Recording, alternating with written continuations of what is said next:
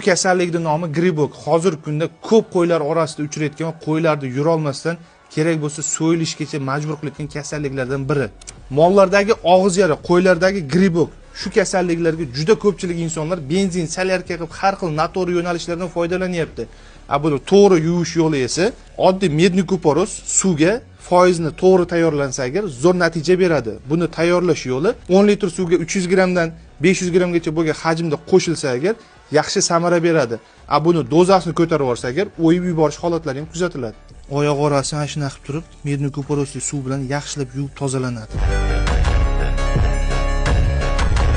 Xuddi mana shunaqa qilib yuvib tozalab olgandan so'ng tuyoq orasiga spreylardan Max Spray yaxshilab sepiladi.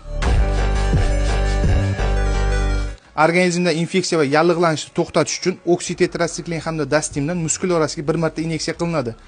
Zarurat tug'ilganda esa 3 sutkadan keyin qayta qilinsa, hayvon kasalligidan butkul chiqadi. Agar video foydali bo'lgan bo'lsa, videoni xuddi mana shunday qo'y boqadigan do'stlaringizga jo'natib qo'ying.